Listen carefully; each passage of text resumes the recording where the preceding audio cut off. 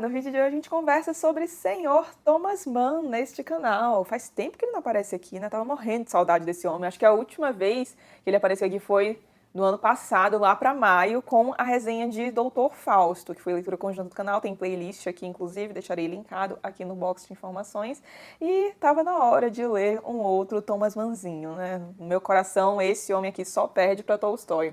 E aí, no meu desafio de 12 livros para 2022, coloquei este, As Cabeças Trocadas, e é sobre ele que a gente conversa aqui hoje.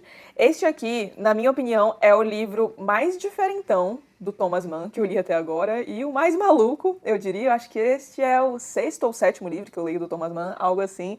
Mas isso não é demérito algum para esse livro, tá? Aliás, gostei bastante, a gente vai conversando sobre isso ao longo do vídeo. Então vamos lá, o que a gente tem neste As Cabeças Trocadas? Aqui a gente tem a história de Sita, a Bela das Cadeiras, sim, essa é a alcunha, de Nanda e de Shridaman. Gente, Shridaman. Se eu falar Shridaman ao longo do vídeo, vocês ignorem, tá? É Shridaman com M. Não sei porque, às vezes eu confundo e fica um N na minha cabeça. Mas vamos lá. É a história desses 3 personagens. E, primeiramente, nós somos apresentados ao Nanda e ao Shridaman. Gente, vai ser difícil falar esse nome aqui, mas vamos continuar. Mas então, eles são 2 jovens que vêm da mesma aldeia chamada de Bem-Estar das Vacas. Eles têm idades semelhantes, mas, apesar de muito amigos, são bastante diferentes entre si.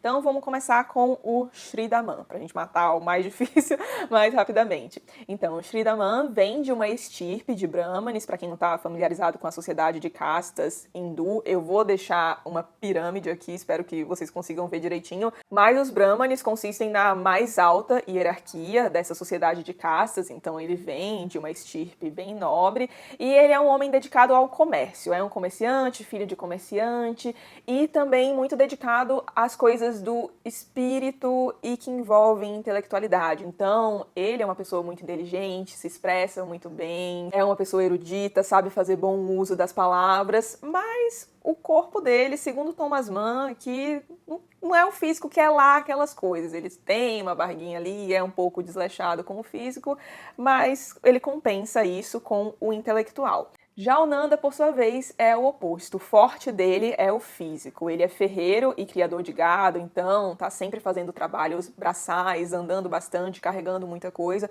o que acaba resultando num físico bastante forte, rígido, musculoso, etc. Mas o intelecto dele não é o forte dele, porque ele fala algumas coisas erradas ali, o Shridaman até dá uma corrigida nele algumas vezes, e o Nanda não era tão voltado para as coisas do espírito como era o seu amigo Shridaman, apesar de que também fazia suas orações, prestava suas homenagens aos deuses, etc.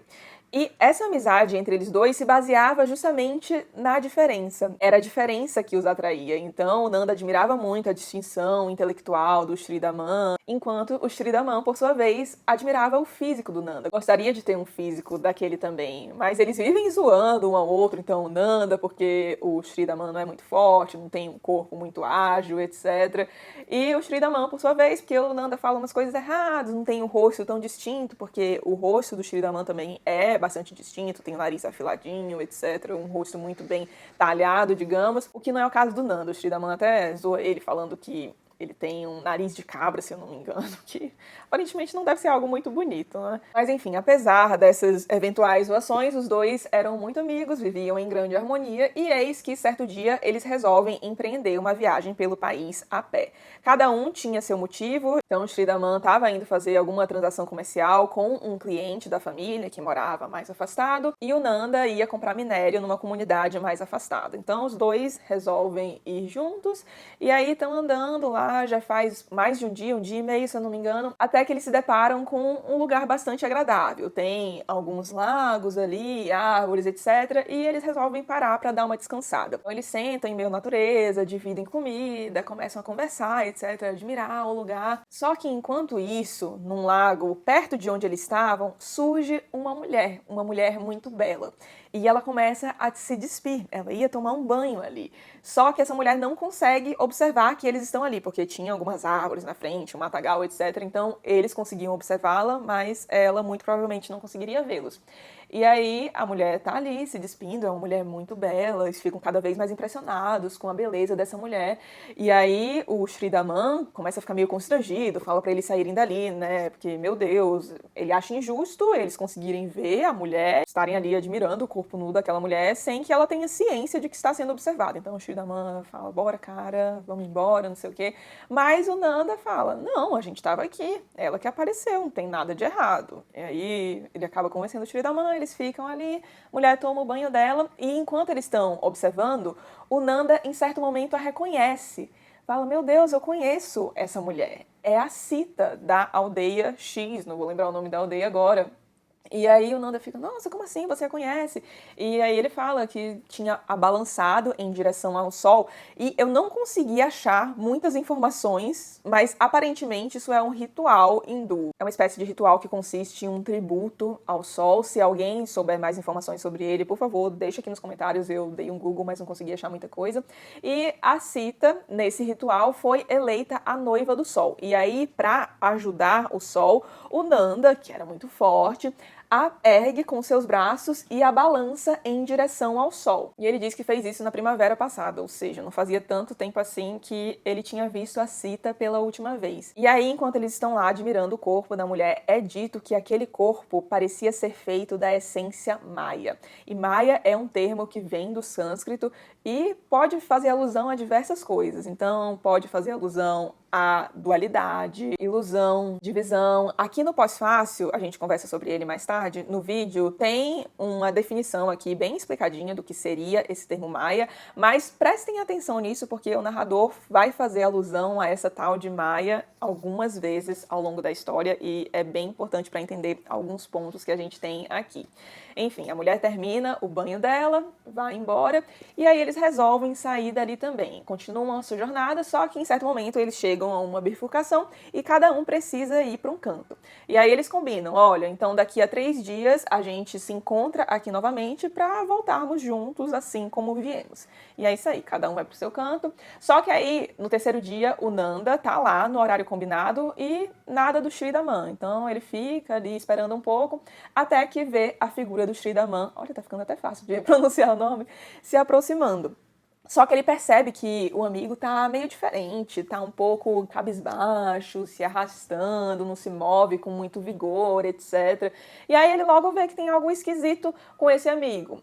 E a impressão dele sobre isso aumenta cada vez mais, porque o Shri Daman fala que não tá com fome, não é capaz de comer, que não conseguiria nem dormir. E aí o Nanda resolve ser mais incisivo e perguntar, homem de Deus, não com essas palavras, obviamente, o que você tem, o que aconteceu? E aí o Shri Daman faz o drama. Meu senhor fala, ai meu Deus, eu estou com uma doença, fui acometido com uma doença incurável, vou morrer, não sei o quê. E aí o Nanda fica preocupadíssimo, porque como assim? Foi acometido por uma doença? O que está acontecendo? E aí ele vai fazendo com que o Shri Daman fale cada vez mais, até que Shri Daman revela a sua doença. Ele estava apaixonado por Sita, a mulher que eles haviam visto tomando banho lá naquele laguinho. E aí o Nanda começa a rir, porque, com razão, né?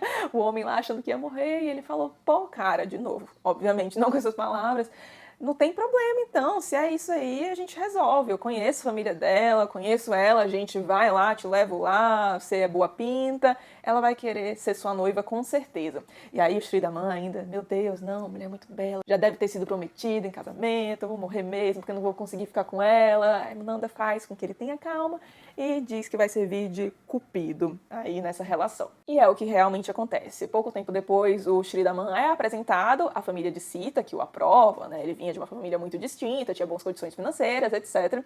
E aí acaba que Sita e Shri Daman se casam. E não tarda muito até que, inclusive, Sita fique grávida. E aí eles resolvem empreender uma viagem até a aldeia de Sita, porque os pais não a haviam visto desde que ela tinha contraído o casamento, fazia cerca de 6 meses. E aí eles vão pra lá e o Nanda vai junto, servindo como cocheiro da viagem. Então, eles estão lá no caminho, o Nanda garante que sabe como chegar lá, etc. Só que em certo momento da viagem, eles se perdem. E aí começam a ficar um pouco agitados ali, aperreados, porque não estão achando o caminho de volta de jeito nenhum. E enquanto eles tentam achar o caminho, o Shri Daman observa que há um templo talhado em uma pedra e ele vê que é um templo dedicado à mãe Kali. E ele resolve, né, falei que ele era muito voltado às coisas do espírito, etc. Ele resolve entrar naquele templo para prestar suas homenagens à deusa. Então eles param ali, o Sridharman fala, volto já, e aí entra lá para prestar suas homenagens. Só que vai passando o tempo, aí a Sita e o Nanda, que estão do lado de fora esperando, começam a ficar agitados, né? O sol tá subindo, tá ficando cada vez mais quente, e nada de Sridharman, ainda tá enfiado lá no bendito do templo. E aí o Nanda decide entrar para dar uma agilizada, ver o que tá acontecendo ali, só que ele entra e fica ali também um tempão, não volta. E aí a Sita fala, meu Deus do céu, eu vou ter que ir lá, né? Tô aqui sozinha já há muito tempo, preciso ver o que tá acontecendo. E aí ela entra lá. E o que ela encontra lá, junto daqueles homens, você vai ter que ler para descobrir. E é aí que começa a real treta deste livro aqui. E no pós-fácil desta edição aqui, que é escrito pela Cláudia Dornbusch, aliás, pós-fácil maravilhoso, muito completinho mesmo, ela fala que o Thomas Mann tinha o costume de escrever alguns livros menores para dar tipo um intervalo, um descanso dos romances de maior fôlego dele e que são mais conhecidos, como A Montanha Mágica, Os Buddenbrook, Doutor Fausto. Os dois últimos têm vídeos aqui no canal, inclusive, vou deixar linkados aqui no box de informações. E alguns desses descansos são O Eleito, que também já tem vídeo aqui no canal, Carlota em Weimar, que estamos aqui esperando ansiosamente a publicação, e este, As Cabeças Trocadas. Sendo que, nossa, você lê os frutos desses descansos, como O Eleito e isso aqui, você fica, meu Deus do céu, Deus realmente tem os seus favoritos, né? Porque o homem, até no descanso, produz umas coisas muito boas. Só que ele, aparentemente, não levava esse livro tão a sério assim. Este aqui, aliás, é o descanso entre o terceiro e quarto volumes da tetralogia de José. Meu Deus do céu, é o livro que eu mais quero que seja publicado deste homem aqui, mas acho que ainda vai demorar, né? Mas enfim, é o descanso entre esses dois livros. E na biografia dele, a gente tem um trechinho lá do diário dele, onde ele se refere a esse livro como sendo a brincadeira indiana.